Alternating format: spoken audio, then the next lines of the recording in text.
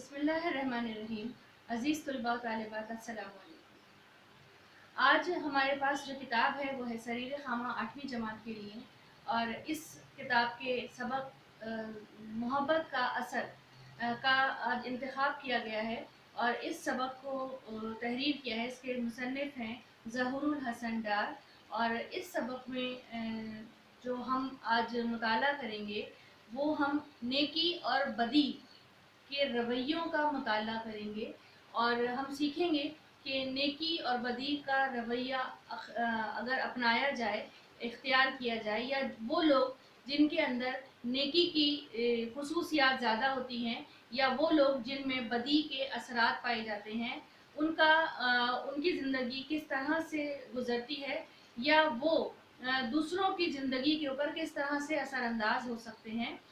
इस सबक के अंदर हम बहुत अच्छी तरह से इसको सीखेंगे। सबक में दो किरदार हैं,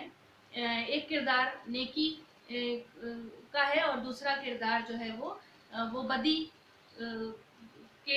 का हामिल है, और वो बदी जो है वो अपने इख्तियार किए हुए है। तो दोनों किरदारों के माबैन जो भी उस वक्त काम हुआ है, हम उसका जिक्र करेंगे। वो ये एक वाक़या है, एक सच्चा वाक़या है। और किरदार में जो नेकी के पैकर हैं वो हज़रत जुनैद बगदादी रहमतुल्लाह अलैह, उनको दिखाया गया है। उनका एक बहुत मशहूर वाक़या है ये, बगदाद का ये वाक़या जो है वो चौथी हिजरी में पेश आया है। बगदाद में एक बहुत मशहूर, मैं सबक का खुलासा बयान करूँगी ताकि जिस वक्त आप खुलासा तहरीर करें तो यहाँ से आपको मदद भी मिले खुलासा लिखने में। और हम मुकम्मल तौर पे सबक नहीं पढ़ेंगे क्योंकि हमारे पास आपके पास किताबें हैं और इतना वक्त भी नहीं है कि हम यहाँ पे पूरे के पूरे सबक का मुताला करें। मैं मुख्तसर तौर पर इस की कहानी आपके सामने पेश करती हूँ खुलासे की तरह, ताकि आप उसको तहरीर करें तो आपके लिए यहाँ से नुकात लेना आसान हो। अच्छा, बगदाद की एक वाक़या है, और वहाँ पे एक बहुत मशहूर नामी गिरामी एक चोर था, एक बदमाश था, जो कि अपने एक टीम का सरगना था, अपने टोले का वो हाकिम था। और वो सबके साथ निकलता था चोरियां डकैतियां करने के लिए, और लोगों के ऊपर उसकी धाक थी। तो लोग उसके नाम से ही खौफजदा हुआ करते थे। उसका ये जो तरीका था वारदातें करने का, वो इतना ज़्यादा कामयाब उसके लिए रहता था कि लोग सिर्फ उसके नाम की दहशत से ही उसके सामने हार मान जाया करते थे, और वो अपना सब कुछ उसके हवाले कर दिया करते थे। एक दफ़ा ऐसा हुआ कि हुकूमत की तरफ से उस वक्त की उसका मुकाबला हुआ, और उसको कैद कर दिया गया, और उसके तमाम साथियों को मार दिया गया, कत्ल कर दिया गया। और इस इब्ने साबात को उम्र कैद की सज़ा सुनाई गई, लेकिन कुछ वजूहात की बिना पर ये बाहर निकल आया। 10 साल की कैद के बाद ही बाहर आ गया। अच्छा, जिस वक्त इसको पकड़ के इसको उम्र कैद की सज़ा सुनाई गई थी, उस वक्त इसका चोरी के इल्ज़ाम में हाथ भी, ज़ाहिर है वो चोर था, डकैत था, तो उसका हाथ भी काट दिया गया था। तो अब जब ये 10 साल के बाद बाहर आता है तो ये इसका हाथ नहीं होता, इसके साथ ही नहीं होते, लेकिन इसके साथ इसकी वही बुराई ज़रूर होती है। इसको चोरी की आदत थी, और अपना गुजर बसर करने के लिए ये चोरी ही का सहारा लेकर आगे ज़िंदगी गुजारना चाह रहा था। तो जिस रात ये बाहर आया, उसी रात इसने चोरी के इरादे से एक घर में दाखिल हुआ। और जब वो उस घर में दाखिल हुआ तो क्या देखता है कि हर तरफ रेशमी कपड़े के थान हैं, और कीमती सोने जवाहरात और हीरे वगैरह वहाँ पे मौजूद नहीं है, कीमती जेवर वहाँ मौजूद नहीं है। तो इसने इसी को पहली चोरी, और जाहिर है बाहर निकला है तो कुछ खर्चे पाने के लिए इसने उसी के ऊपर इक्तिफा किया, और ये सोचने लगा कि किस तरह मैं इन भारी भारी थानों को मैं अपने साथ लेके जाऊं। उसको किसी अकेले उसके बस की बात नहीं थी, और उस ऐसे वक्त में जबकि उसका एक हाथ भी नहीं है। वो ये सोच ही रहा था कि उसको कमरे में कोई दाखिल होता हुआ महसूस हुआ, एक रोशनी सी उसको महसूस हुई। तो ये समझा कि कोई दूसरा चोर जो है वो भी इसी चोरी के इरादे से उस घर में दाखिल हुआ है। इसने उसके दूसरे शख्स, जो एक अजनबी शख्स वहाँ पे दाखिल हुआ, उसके साथ इसने इब्ने साबात ने बात की और उसको ये कहा कि मैं यहाँ पहले आया हूँ तो चोरी पे पहला हक मेरा है। लेकिन वो अजनबी इतने रहम दिल और इतने मेहरबान तबीयत के निकले कि उन्होंने उसको किसी बात का जवाब दिए बगैर ही सिर्फ इतना कहा कि तुम जो हो वो थके हुए और भूखे मालूम होते हो, ठहरो। और वो उसके लिए एक प्याले में दूध लेके आते हैं, उसका अपने कपड़े से उसका पसीना पोंछते हैं और उसको दूध पिलाते हैं। और क्योंकि ये 10 साल की कैद के बाद बाहर आया है तो जाहिर है कि इसको भी किसी अजनबी के साथ इस तरह से बातचीत का या ऐसे रवैये की उम्मीद नहीं थी। लेकिन क्योंकि ये भूखा था तो इसने उनकी तमाम जो भी खातिर थी उसको कबूल किया और फिर उसके बाद फैसला किया कि हम ये तमाम सामान जो भी कपड़ा है, कपड़े के थान हैं, इनको हम लेके और मेरे ठिकाने पे चलो और फिर वहाँ पे मैं तुम्हें इसमें से थोड़ा सा हिस्सा दे दूंगा। अजनबी जो है वो मुसलसल खामोश हैं और वो उसकी हर बात जो है वो सुन रहे हैं और उसकी मदद कर रहे हैं और उसको ये कहते हैं कि ये थान क्योंकि भारी हैं और कपड़ों का तुम्हारे मुताबिक कपड़ों के 2 गठरियाँ अगर हम बनाएंगे तो फिर जो बड़ी वाली गठरी है वो मैं उठा लेता हूँ, क्योंकि तुम जो हो वो तुम्हें मदद की ज़रूरत है, तुम्हारा हाथ जो है वो एक हाथ से तुम नहीं कर पाओगे, तो मैं तुम्हारी मदद कर देता हूँ। और जो इब्ने सबात है वो ये कहता है कि वो उनको ये कह के खामोश होता है कि तुम्हें मुझ जैसा सरदार नहीं मिलेगा, क्योंकि वो उसके रवैये से उनके रवैये से मुतासिर हुआ और उसने ये फैसला दिल ही दिल में कर लिया कि क्योंकि मैं भी चोर हूँ और उसे लगा कि वो अजनबी भी चोरी के गर्ज से आए हैं तो फिर इनको अपने गिरोह में शामिल करके इनकी मदद से चोरियां करने का उसने इरादा ये अपने दिल में रखा। अब यहाँ पे जो अजनबी हैं वो तमाम सामान जो है वो गठरी बनाते हैं और बड़ी गठरी अपने ऊपर उठाते हैं, लेकिन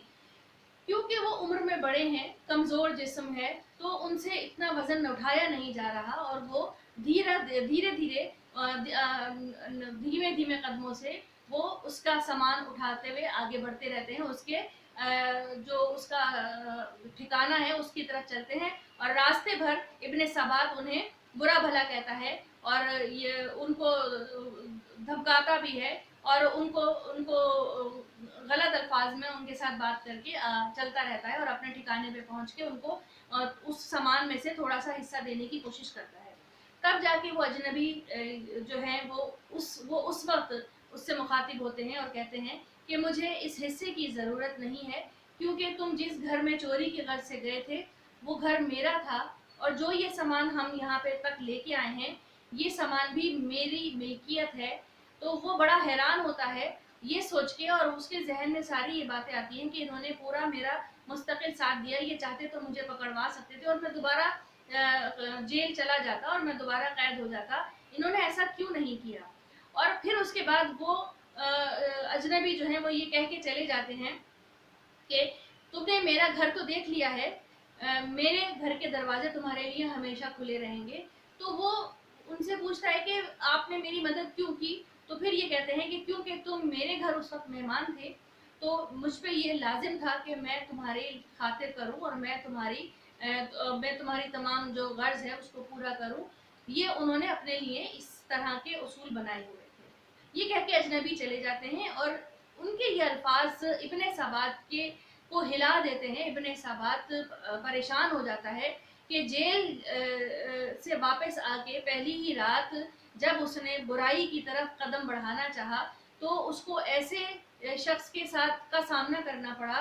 कि जिन्होंने अपनी मोहब्बत से, जिन्होंने अपने रवैये से, अपनी नरमी से, शफकत से, मेहरबानी से उसकी ज़िंदगी बदल दी, उसको सोचने पे मजबूर कर दिया और उसको ऐसा लगा कि मैं तो एक बिगड़ा हुआ चोर हूँ, ये शख्स मुझे बिल्कुल ऐसा शफीक बाप की तरह लगा कि जो अपने बिगड़े हुए बेटे को और राह रास्त पे लाने के लिए हर मुमकिन कोशिश करता है और उसके साथ नरमी का सलूक करता है। تو اس کو وہ ایک وقت کو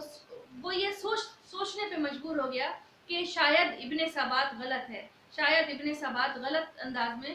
زندگی گزار رہا ہے، اور اس نے یہ ارادہ کیا کہ کیونکہ اس کو گھر تو پتہ تھا اور اجنبی اس کو دعوت بھی دے کے گئے تھے کہ تمہیں کسی چیز کی ضرورت ہو، تو اس نے فوراً ارادہ کیا کہ میں واپس ان کے گھر جاؤں گا۔ ابن ثبات جو کہ بغداد کا ایک نامی گرامی چور تھا، محبت کا اثر اس کے دل پہ ایسا ہوا، شیخ جنید بغدادی رحمۃ اللہ علیہ کی محبت کا اثر اس کے اوپر ایسا ہوا کہ وہ سوچنے پر مجبور ہو گیا کہ اس کا جتنا بھی عمل تھا، اس نے جتنی بھی جو بھی زندگی گزاری وہ اس نے ضائع کی اور وہ اس نے غلط گزاری، اور اس کو شرمندگی کا احساس ہوا۔ اس کو ایسا لگا کہ ایک شفیق باپ اپنے اپنے بگڑے ہوئے بیٹے کو راہ راست پہ لانے کے لیے جو بھی کوشش کر سکتا ہے وہ یہ اجنبی کر کے گیا، اور شاید کہ وہ کامیاب بھی ہوئے، کیونکہ وہ جو محبت دے کے گئے اس کا اثر ابن ثبات کے دل پہ ہو چکا تھا۔ ابن ثبات واپس ان کے گھر کی طرف روانہ ہوا، اور جب وہ وہاں پہنچا اور اس نے لوگوں سے پوچھا تو پتہ چلا کہ وہ جو اجنبی ہستی ہیں وہ کوئی اور نہیں، وہ حضرت شیخ جنید بغدادی رحمۃ اللہ علیہ ہیں، کہ جن سے تمام زمانہ جو تھا واقف تھا، اور خود ابن ثبات بھی ان کی علم و فنون اور ان کی بزرگی سے واقف تھا، اور وہ فوراً سمجھ گیا کہ اتنی محبت اور اتنی شفقت کوئی عام آدمی نہیں دکھا سکتا، جو رویہ اپنا سامان تک دے دیا، مہمان نوازی کی، اس چور کو سمجھتے ہوئے بھی کہ یہ ان کو غلط ارادے سے ان کے گھر میں داخل ہوا ہے، اس کی خاطرداری کی، اس کو اس کی منزل تک پہنچایا، کیونکہ وہ مجبور تھا، اس کا ایک ہاتھ نہیں تھا، تو ہر ممکن طرح سے اس کی مدد کی، اور یہ بھی کہا کہ آئندہ کے لیے بھی میرے گھر کے دروازے تمہارے لیے کھلے رہیں گے، یعنی یہ کہا کہ چور دروازے سے آنے کی ضرورت نہیں ہے، آپ صدا دروازے سے آئیے، اور تاکہ میں آپ کی جو ہر ممکن مدد کر سکوں، یعنی کہ ایک طرح سے انہوں نے ایک پیغام بھی دیا کہ تم اس غلط راستے کو ترک کرو۔ یہ فوراً ان کے قدموں میں گر کے اس بات کا اعتراف کرتے ہیں کہ وہ غلط تھا اور آپ صحیح ہیں، اور اپنی تمام جتنا بھی اس کا رویہ تھا پچھلا اور پچھلی پوری زندگی اس کے کفارے کے طور پہ اس نے آپ کی خدمت میں اپنی باقی عمر جو ہے وہ گزارنے کا ارادہ کیا، اور حضرت شیخ جنید بغدادی نے اپنی تربیت میں اس کو لیا، اور پھر دنیا نے یہ دیکھا کہ وہ ابن ثبات جس کے نام سے، جس کے دبدبے سے، جس کے روب سے، جس کے خوف سے لوگ کانپا کرتے تھے، پھر لوگ اس کی بیٹھک میں بیٹھنے لگے، لوگ اس کے باتوں سے محظوظ ہونے لگے، لوگ اس کی تبلیغ پہ اسلام قبول کرنے لگے۔ پھر ابن ثبات نے اپنی زندگی بدلی، اور صرف اس کی وجہ کیا تھی کہ وہ محبت کا اثر، کیونکہ جب اس نے اپنی تمام سزا جو ہے وہ سختی کے طور پہ، اس کا ہاتھ بھی کاٹا، اس کے اوپر سختی کی گئی، اس کو سزا بھی دی گئی، وہ اس کی زندگی نہیں بدل سکی، لیکن 2 جملے محبت کے اس کی زندگی بدل گئے۔ تو یہاں پہ ہمیں سبق ملتا ہے کہ ہمیں اپنے رویوں کو بہتر کرنا چاہیے، لوگوں کے ساتھ نرمی اور شفقت سے پیش آنا چاہیے، جہاں تک ممکن ہو سکے ہمیں لوگوں کی مدد کرنی چاہیے۔ اس سبق کا بھی اخلاقی پہلو یہی تھا کہ جو کام سختی سے نہیں ہو سکا وہ محبت سے، وہ اثر جو تھا وہ محبت سے ہو گیا، اور ایک ایسے شخص کی زندگی بدل دی اللہ کے حکم سے کہ جس کی کوئی امید ہی نہیں تھی۔ یہ ہے محبت میں اثر۔ اچھا، اس سبق کے جو مشقی سوالات ہیں وہ تمام سوال نمبر 1 جیسے ہے، اس میں 4 سوال ہیں، وہ آپ نے اپنے الفاظ میں تحریر کرنے ہیں۔ سبق کا مطالعہ کرنے کے بعد ابھی ہم نے جو بات کہی ہے اور مختصر طور پہ خلاصہ بیان کیا ہے وہ آپ کیجئے، اس کے بعد آپ نے جملے بنانے ہیں اور اسی طرح سے خالی جگہ پر کرنی ہے۔ تمام سوالات جو ہیں وہ نہایت آسانی کے ساتھ آپ کر سکتے ہیں، اس کو کیجئے، اور پھر اس کے بعد ہم کسی نئے لیکچر میں ملتے ہیں کسی نئے سبق کے ساتھ، جب تک ہمیں اجازت دیجیے۔